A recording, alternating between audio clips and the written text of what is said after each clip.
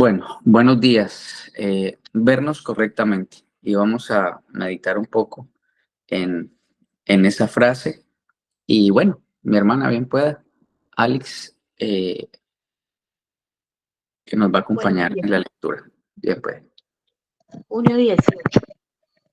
Vernos correctamente. Porque en virtud de la gracia que me ha sido dada, digo a cada uno de ustedes que no piensen de sí mismo más de lo que debe pensar, sino que piensen con buen juicio, según la medida de fe que Dios ha distribuido a cada uno.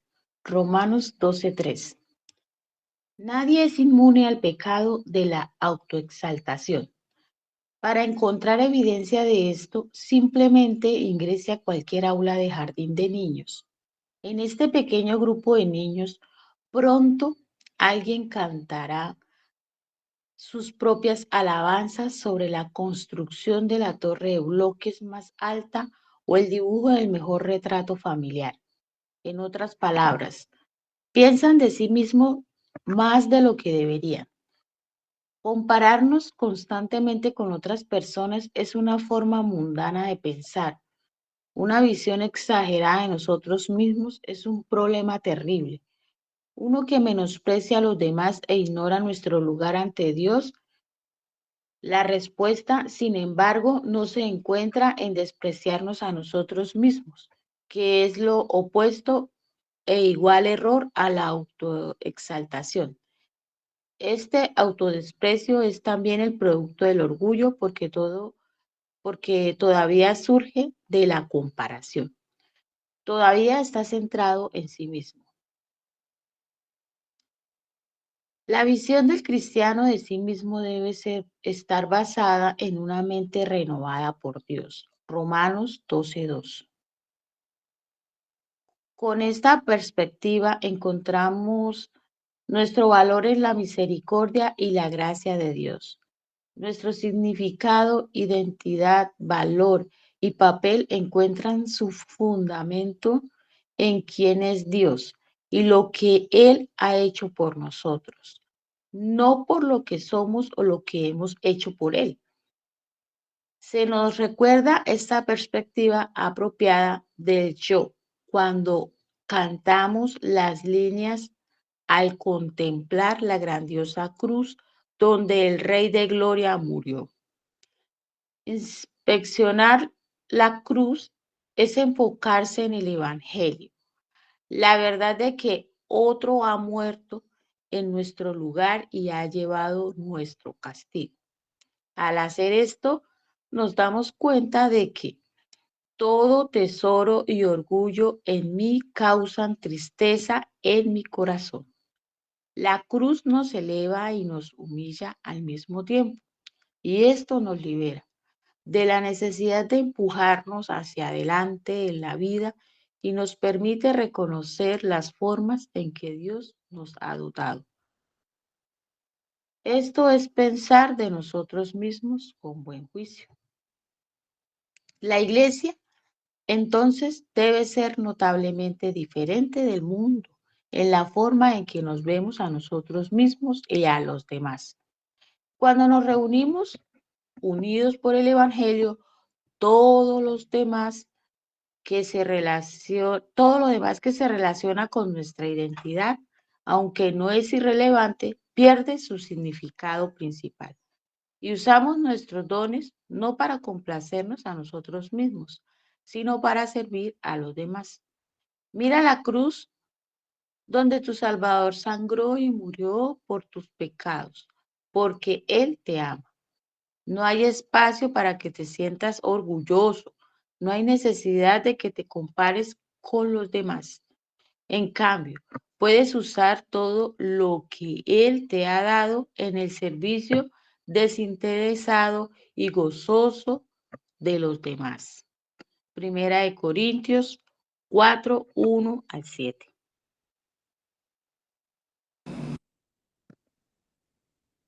Muchas gracias, mi hermana. La verdad que, como siempre, el Señor nos reta a vernos en la palabra y a ir en arrepentimiento, en agradecimiento. Y hoy, como siempre, es un día para ir en arrepentimiento y fe delante del Señor, para que nos permita el Señor reconocerle y reconocernos a nosotros mismos. Es muy importante. Cuando uno le pregunta a alguien que si muere en este instante, ahora mismo, ya, ¿va al cielo o al infierno? Y la mayoría, no todos, pero la mayoría dice, bueno, si se ha comportado bien, dice no voy al cielo porque he hecho esto, he hecho lo otro, he hecho aquello, estoy cumpliendo con esto, con lo otro. O voy al infierno porque no estoy haciendo esto, no estoy haciendo lo otro, no estoy haciendo aquello. Es la manía de nuestro corazón caído de autorreconocernos como importantes, como relevantes. O por el contrario, en el otro lado, como totalmente perdedores, incapaces. Y los dos lados nos llevan al mismo lugar y es a ir en arrepentimiento y fe delante de Dios, porque no es lo que tú hagas o lo que tú debes hacer. El mejor de tus días o el peor de tus días, la gloria siempre es para el Señor, porque Él es. En sus interacciones con los demás, Jesús solía ir directamente al grano. Y su llamado al discipulado no es la excepción. Y Marcos 8:34 nos lo presenta de una manera muy clara. Si alguien quiere venir conmigo, niéguese a sí mismo, tome su cruz y sígame. No hay un punto medio, no hay eh, un casi, ¿sí? Tome su cruz a medias o niéguese a sí mismo a medias. No, no hay medios creyentes o medios impíos. No existe tal ser en este universo. Solamente existen aquellos que son creyentes, hijos de Dios por la causa de Cristo, o son impíos, hijos de Satanás, y no hay más. O estás a un lado o estás en el otro lado. O vas a ser, si mueres en este instante, los que están al lado derecho o los que están al lado izquierdo. No hay otro punto, no hay otra posición. Y si eso lo podemos entender el día de hoy, vamos a estar bien. Pero ¿qué quiere decir Jesús con niéguese a sí mismo? Ya que la cruz de Jesús y la nuestra no pueden lograr lo mismo. ¿Qué quiere decir el principal portador de la cruz con tome su cruz? ¿Por qué utiliza una metáfora tan dura para describir el discipulado? Y hoy Book Parsons, un pastor reformado, nos va a ayudar muchísimo en entender este punto. Entendemos de forma imprecisa que negarse a uno mismo y cargar nuestra cruz significa que el discipulado es difícil y que nosotros de alguna manera somos el problema.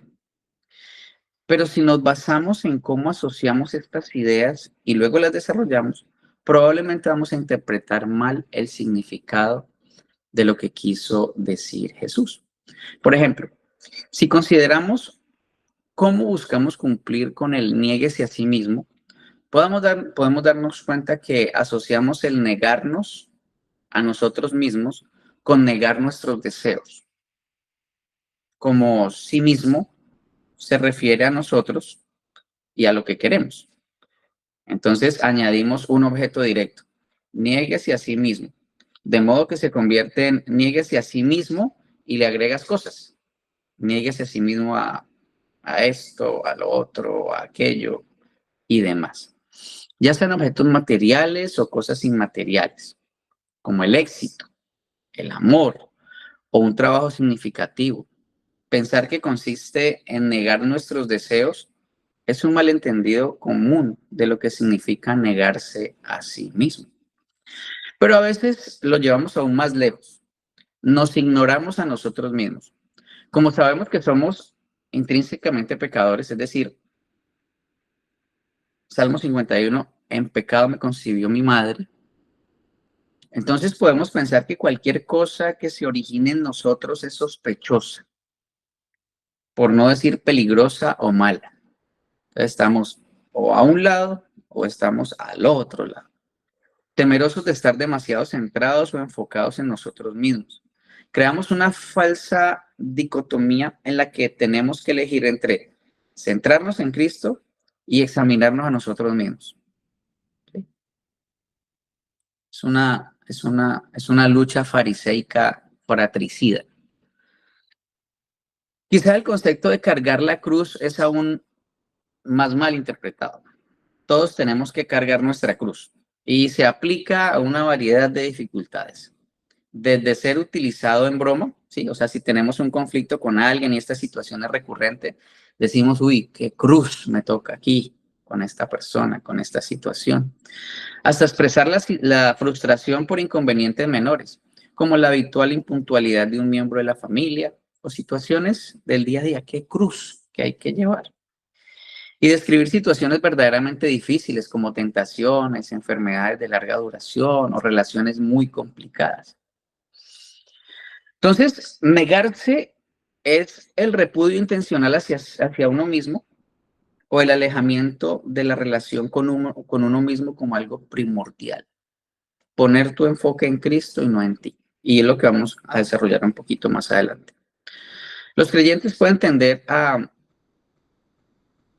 volver o a significar cualquier malestar como una cruz y luego espiritualizarlo como parte del discipulado. Sí, o sea, esta situación, uy, qué cruz, y hace parte de eso que mandó al Señor a decir que debo cargar mi cruz, entonces debo cargar esto. Y no es del todo así.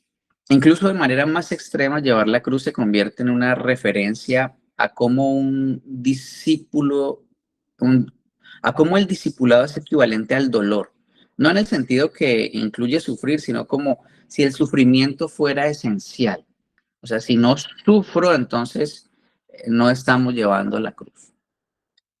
Estas interpretaciones son peligrosas porque se basan en verdades parciales. Recuerden lo que Satanás siempre ha hecho desde el inicio de todo, ¿sí? Con que de ningún árbol del huerto podéis comer. Coge la verdad y la pone unos grados más a la derecha o unos grados más a la izquierda. Y allí es donde le encanta que nosotros estemos. Entonces, claro que sí, debemos desconfiar de nosotros mismos. Sí, es verdad. Claro que sí. ¿Por qué? Pues porque nuestro corazón es engañoso. Pero no al punto de estar constantemente frustrados, constantemente desanimados. Y por supuesto, pues la vida cristiana implica sufrimiento. El Señor Jesús dijo, pues que si lo habían, le habían hecho todo lo que le hicieron a él, pues nosotros íbamos también a pasar por cosas similares. Pero tampoco es el, el sentido pleno de lo que estamos hablando. Entonces, cada una de estas interpretaciones erróneas pasa por alto lo que Cristo está solicitando. Entonces, hay dos consideraciones en particular que pueden guiarnos hacia una comprensión correcta del significado de las declaraciones de Marcos 8:34. Y llamando a la gente y a sus discípulos, les dijo, si alguno quiere venir en pos de mí, niéguese a sí mismo, tome su cruz y sígame. El verbo griego traducido aquí como niéguese es aparneoami. Aunque esta palabra puede significar simplemente negar la verdad de una afirmación, casi siempre tiene matices que se asocian o se relacionan con una persona. El negarse a uno mismo en el Nuevo Testamento es la disociación intencional de una relación con una persona en particular. Así, otra traducción podría ser repudiar o renunciar. Por ejemplo, este verbo es utilizado cuando Pedro niega a Jesús. Pedro niega que conoce a Jesús o que tiene alguna relación con él. Por lo tanto, negarse es el repudio intencional hacia uno mismo o el alejamiento de la relación con uno mismo como algo primordial. Es decir, cuando nos centramos en nosotros, tendemos a sobrevalorarnos o a sobredespreciarnos en caso de tener éxito o en caso de tener fracaso. ¿Por qué? Porque estamos centrados en nosotros mismos, porque estamos teniendo una relación estrecha conmigo mismo. Jesús no está haciendo una declaración sobre si somos malos, sino sobre con quién estamos más estrechamente asociados, a quién debemos total lealtad, a Él o a nosotros mismos. Ese es el punto. ¿A quién debes tú lealtad? ¿A tus deseos, a tus anhelos, a lo que quieres, a lo que deseas, a lo que tu corazón eh, eh, ama o a lo que tu Señor ama, desea, le gusta? Entonces, ¿a quién obedecemos? Ya que y es muy importante este punto, al creer implica obediencia. O sea, tú no vas a obedecer algo que no crees y no vas a creer en alguien que no consideras de confianza. Y es sumamente importante este punto, porque es creer en o creer a. Y ahí está. Hebreos 11:11 dice, por la fe, la misma Sara siendo estéril, recibió fuerza para concebir y dio a luz aún fuera de la edad. Y mire por qué. Porque creyó que era fiel quien lo había prometido. O sea, ella no creyó en Jehová, sino le creyó a Jehová. O sea, ella creyó en él, por cuanto lo conocía y sabía que lo que él decía era verdad. Entonces la pregunta es, ¿crees en o crees a? Y vamos a hablar un poquito de esto. Marcos 8:35 dice, porque el que quiera salvar su vida, la perderá. Y todo el que pierda su vida por causa de mí, la salvará. Y entonces aquí viene 1 Corintios 1:18, porque la palabra de la cruz es locura para los que se pierden, más a los que se salvan, a saber, a nosotros, es potencia de Dios. Entonces, alguien que puede leer esta porción en donde dice, quien quiera salvar su vida la perderá y quien pierda su vida por causa de mí, es una locura. Claro, para ellos, pero para ti debe ser, wow, un pináculo máximo de la vida cristiana. Entonces, ¿crees en tu propia intuición? El negarse a sí mismo, es decir, el poder entender quién realmente eres tú, depende de la relación que tengas con tu Señor. Depende de la relación que tengas con tu Señor, entonces vas a tener una opinión acerca de ti. Y te voy a decir algo, la opinión va a ser la misma que tiene tu Señor acerca de ti. Bueno, debería ser, porque podemos hablar de Él, podemos pensar que le adoramos, pero no es por obras, no. Por ejemplo, yo conozco a Bukele, y si yo le pregunto a muchos de aquí, ¿ustedes conocen a Bukele? La gran mayoría instintivamente dirían que sí, que sí. No, realmente conoces lo que se dice de él, conoces lo que escuchas de él. Y tal vez lo habrás visto hablar en algunos pedacitos que publica, pero realmente no lo conoces, porque no sabes qué le gusta a Bukele, qué no le gusta a Bukele, qué le apasiona a Bukele, qué no le apasiona a Bukele. No conoces íntimamente, o sea, no lo conoces. Lo puedes reconocer si lo ves entre la multitud, pero no lo conoces realmente, porque no tienes una relación con él. Entonces, en ese momento viene el punto. Yo digo, yo conozco a Bukele, pero el día que Bukele me vea, él me va a decir, ay, sí, mire, el allá, el de gafitas, el pequeñito ese de allá, sí, venga, ahí sí. Entonces, en ese orden de ideas, tú no te conoces, él sí. Él te conoce y tú no. Él te enseña a conocerte. Ahí está el punto. Tú no te conoces a ti mismo, pero él sí te conoce porque él te creó. Y él te conoce a ti, tú no.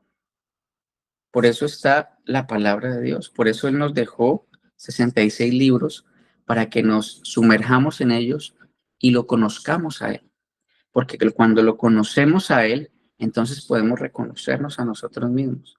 Porque vamos a tener la misma opinión de nosotros mismos que tiene Él de nosotros. Porque Él nos creó. Entonces, al conocerlo a Él, Él nos enseña a conocernos a nosotros y evita esas inflamaciones agudas del corazón cuando nos dan esos hechos de orgullo y de prepotencia cuando hacemos o conocemos o cuando tenemos alguna cosa buena. Entonces, o también previene esos corazones totalmente desinflados y abatidos por causa de no cumplir con ciertas cosas. Mire lo que dice el Salmo 139:13. Porque tú formaste mis entrañas, tú me hiciste en el vientre de mi madre, te alabaré, porque formidables y maravillosas son tus obras. Estoy maravillado y mi alma lo sabe muy bien. Entonces, esta porción ya nos enfrenta a una realidad de dependencia. Y bueno, solo si has nacido de nuevo, solo si por causa de escuchar la palabra, el Señor te ha quitado corazón de piedra, te ha puesto un corazón de carne, te ha cambiado tu naturaleza y hoy ya puedes ver lo que antes no veías, hoy ya puedes amar lo que antes no podías y hoy puedes aborrecer lo que antes no aborrecías. Entonces hoy es un buen día para arrepentirnos de nuestros pecados y rogarle al Señor que nos conceda un corazón nuevo o que nos permita autorreconocernos con la justa medida, y la justa medida es la medida que Él nos da. Entonces, en ese orden de ideas, por ejemplo, si yo les digo ahorita, mire, en 2 minutos va a estallar una bomba allí donde usted está. ¿Todavía están ahí? Si todavía están ahí es porque no me creyeron, porque si me hubieran creído, hubieran salido corriendo y esta reunión se acaba. Ven que nosotros no obedecemos cuando no creemos. O sea, debemos creer en A para obedecer, ¿sí? Y ni siquiera mi esposo, ahí quedó tranquilo. Entonces, en ese orden de ideas, ¿sí?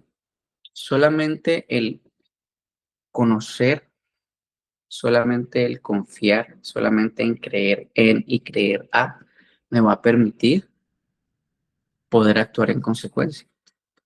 Entonces, dice el Señor en Romanos 12:3, digo pues, por la gracia que me es dada, a cada cual que está en vosotros, que no tenga más alto concepto de sí que el que debe tener, sino que piense de sí con cordura, conforme a la medida de fe que Dios repartió a cada uno.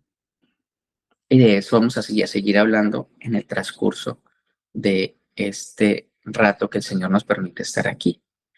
En ninguno de los dos extremos estaremos, ni derrotados, pues somos pecadores, aunque redimidos y pobre de mí, o en la orilla del orgullo por aquello que hemos podido alcanzar.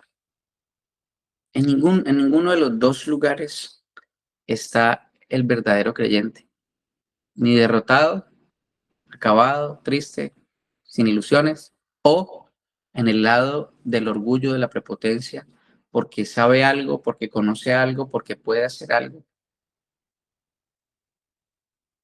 Entonces, dice Efesios 2:10, nosotros somos creación suya. Fuimos creados en Cristo Jesús a fin de realizar aquellas buenas obras que Dios preparó de antemano para que las practiquemos. Es decir, ya el Señor nos dice, mire, usted no es quien era, ya es una nueva criatura en Cristo Jesús.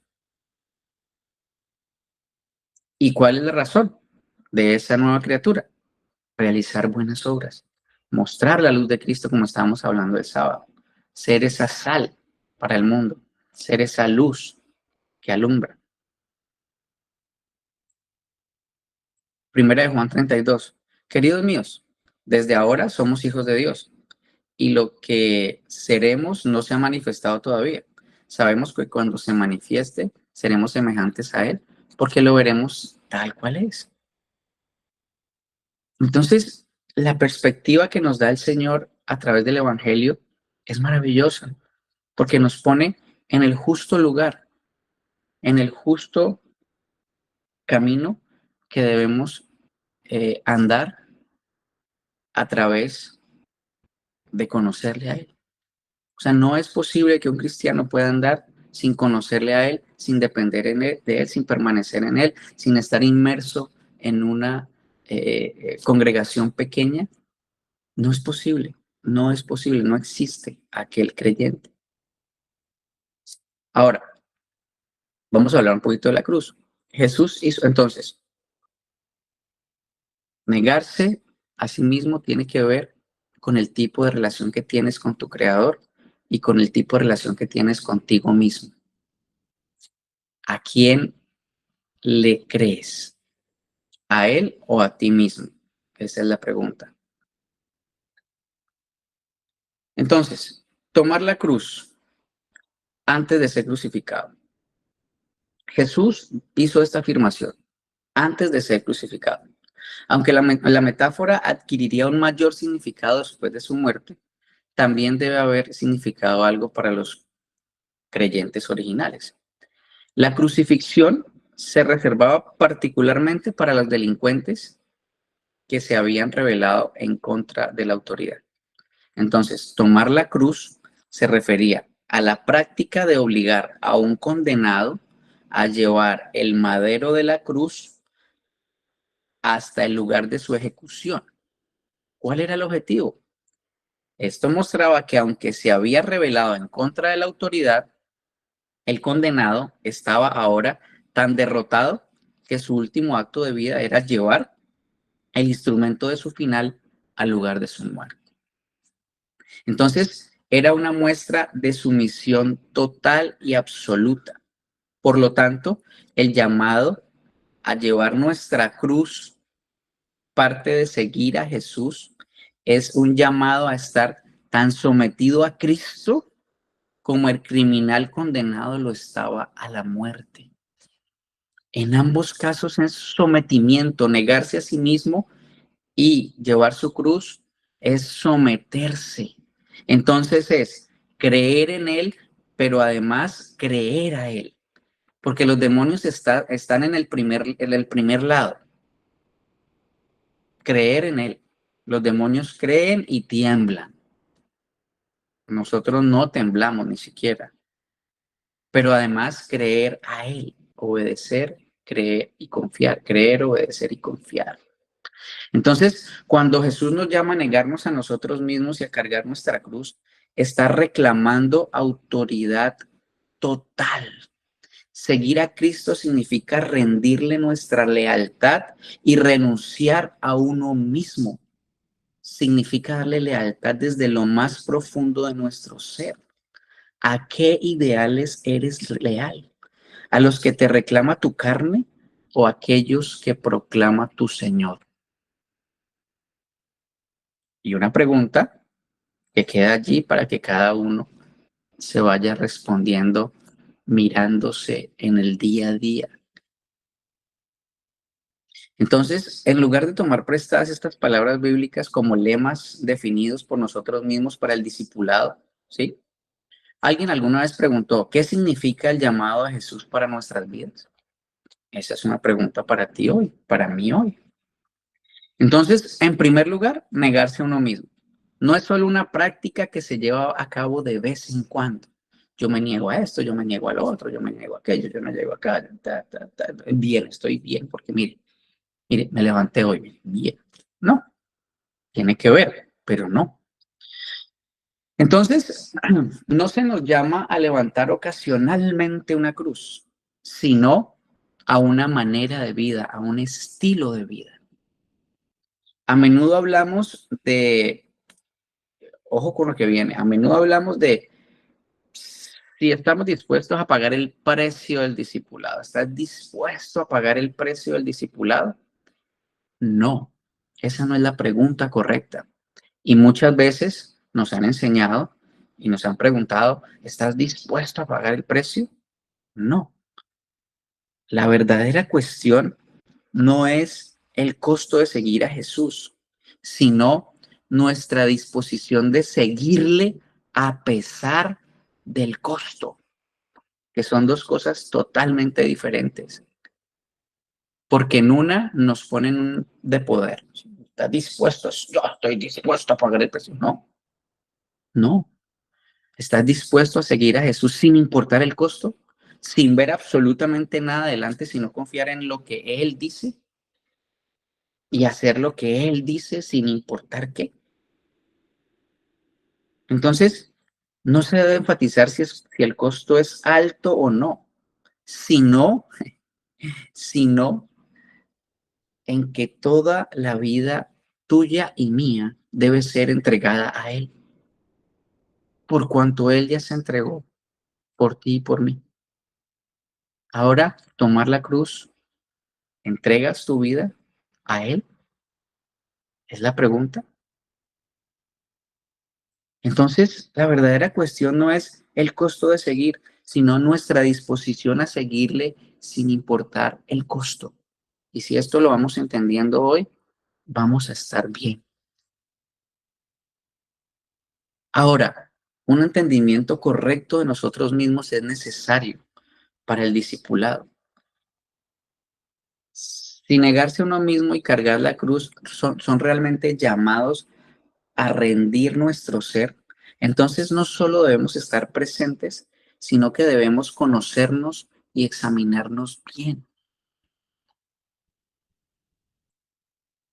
¿Cómo podemos rendir lo que no identificamos? O sea, ¿cómo tú te vas a rendir o qué es lo que vas a rendir si no te conoces?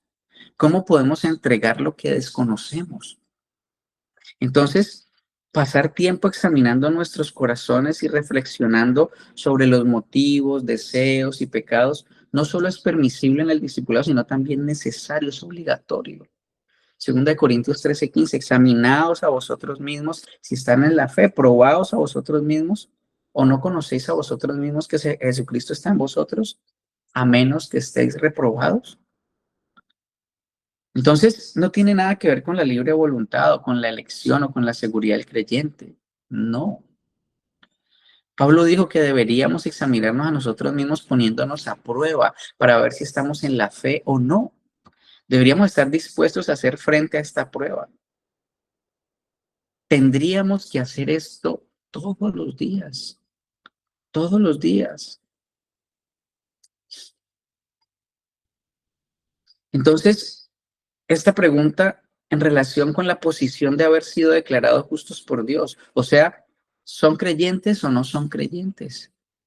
¿Realmente has nacido de nuevo y te comportas como un nuevo ser?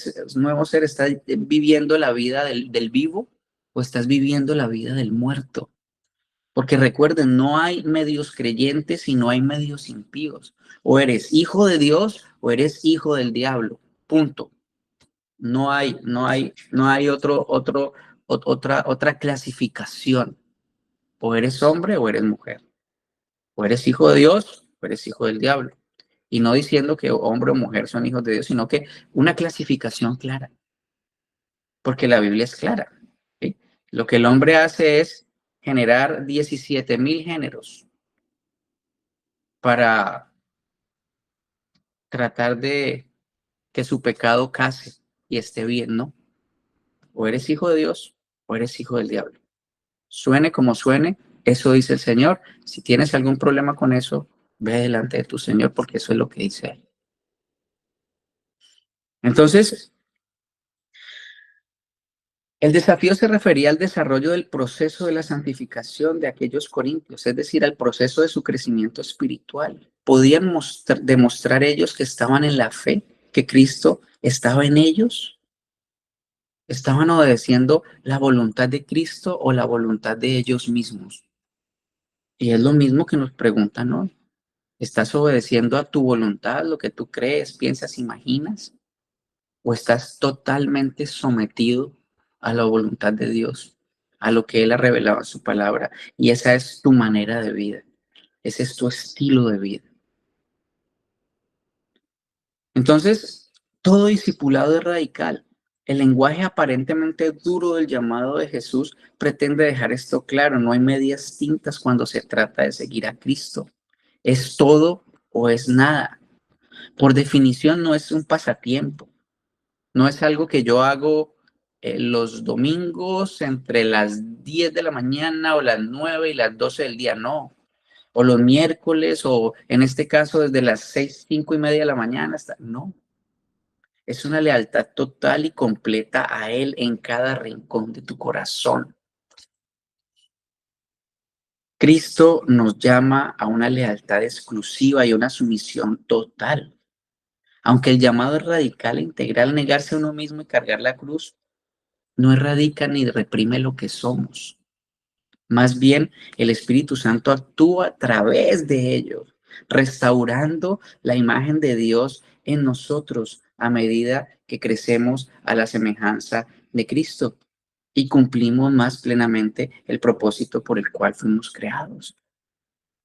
Tú fuiste creado para adorar y para adorar al único Dios verdadero a través de Cristo Jesús. ¿Haces eso? ¿Ese es tu estilo de vida?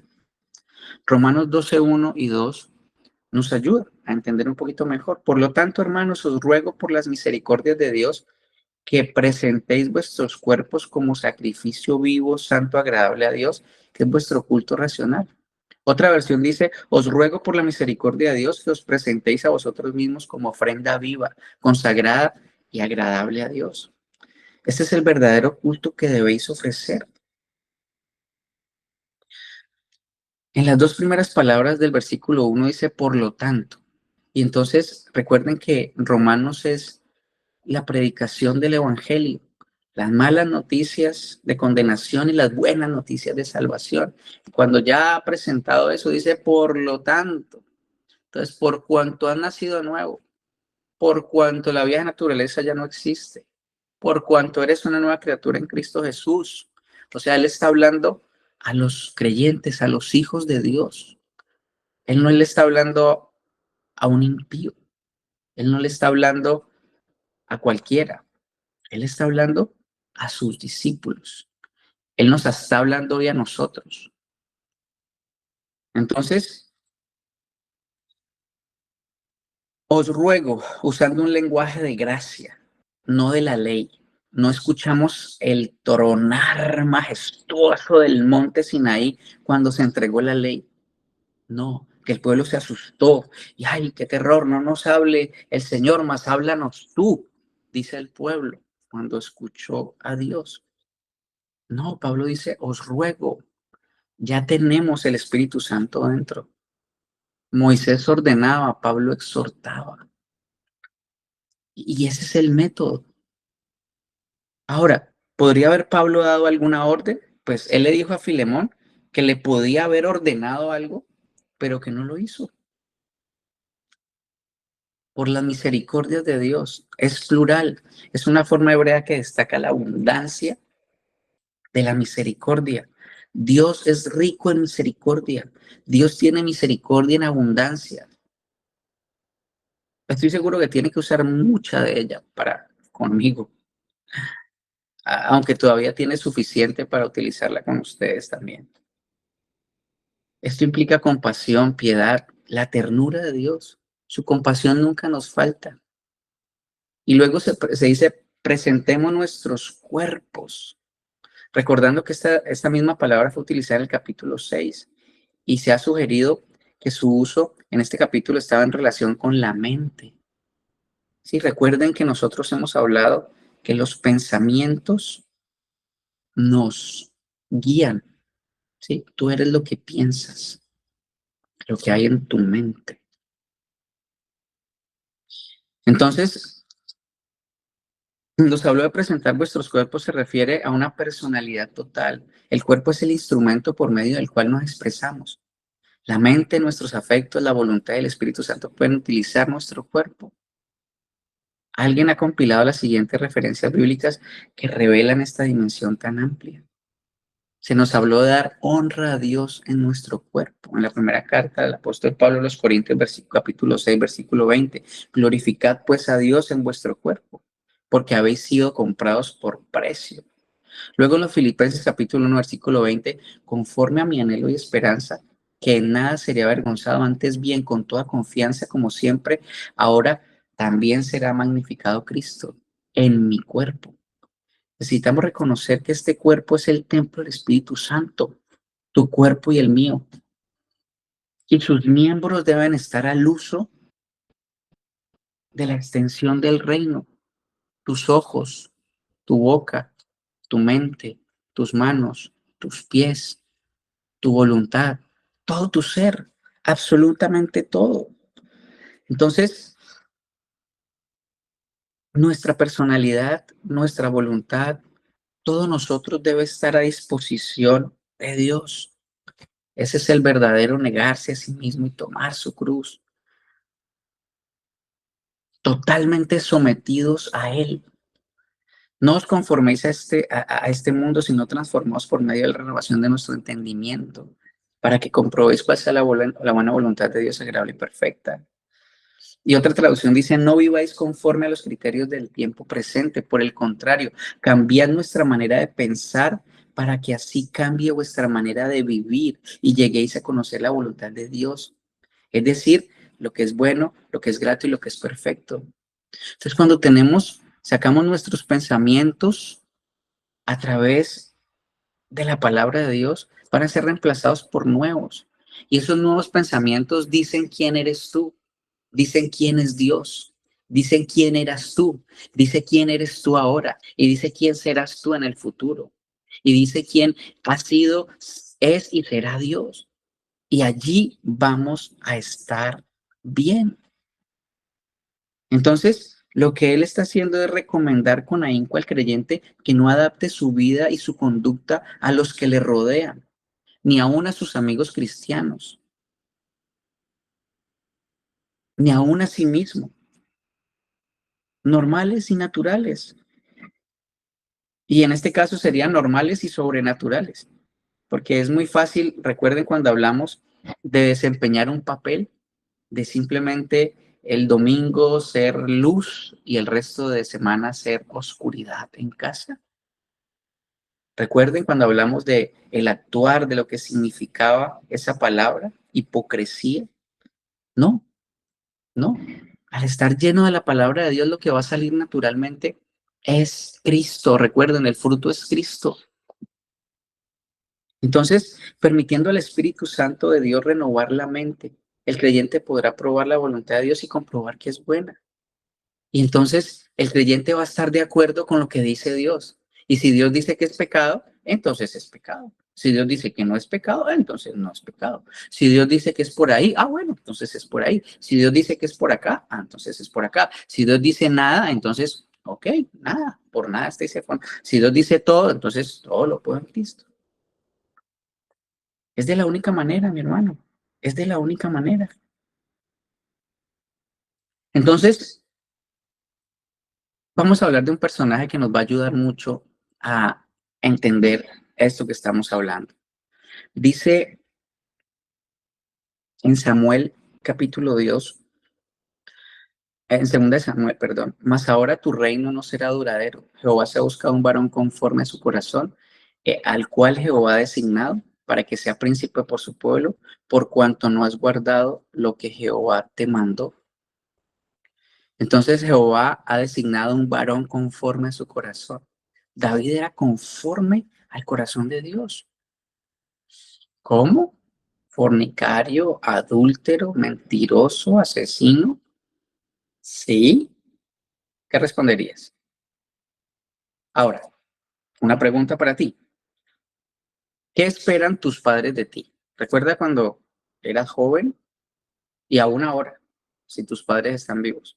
¿Qué esperan tus padres de ti? ¿Disculpas o obediencia? ¿Cuál de las dos? ¿Qué esperan ellos de ti? ¿Disculpas o obediencias? Obediencia. ¿Cuáles? En términos ideales, ¿qué responderías? ¿Obediencia? ¿O dirías, no, pues si la embarra, entonces tiene que disculparse? Y obediencia, pues porque tiene que seguir. No, ni la una ni la otra o ambas. Y vamos a mirar, porque Dios dice, honra a tu padre y a tu madre, honra a tu Señor que estás en los cielos. Y aquí es donde la ley muere. ¿Por qué? Porque David fue conforme al corazón de Dios, porque David hizo lo que Dios, lo que él sabía que a Dios le agradaba, sin necesidad de mandarlo. Dios le mandó a Moisés que hiciera un tabernáculo, pero no se lo mandó a David. David quiso hacerlo porque él conocía tanto a su Señor que él sabía que se iba a agradar con eso. O sea, el honrar implica que no hay un mandamiento que cumplir, sino que lo hago porque conozco a mi Señor y sé qué es lo que le agrada a mi Señor. No tienen que obligarme a través de una orden a hacerlo. Eso es honrar. Y solamente honramos cuando conocemos a nuestro Dios, porque sabemos qué es lo que le gusta. Y no hay un mandamiento que me obligue a hacerlo, simplemente lo hago porque quiero agradarle a Él. Por eso es conforme al corazón de Dios, porque Él quería agradarle al Señor a pesar de, porque Él conocía a su Señor y sabía qué es lo que a su Señor le gustaba, qué es lo que a su Señor no le gustaba. Y entonces se arrepintió cuando, cuando, cuando debió hacerlo, y entonces glorificó al Señor cuando debió hacerlo, porque lo conocía. Entonces no hay un mandamiento que obedecer, yo lo hago por cuanto conozco a mi Señor y sé qué es lo que le agrada a mi Señor. Entonces, seguir a Jesús significa esforzarse por ser como Él. Él siempre obedeció a su Padre, por tanto, es lo que nos esforzamos a hacer, Juan 8:29 o Juan 15:10.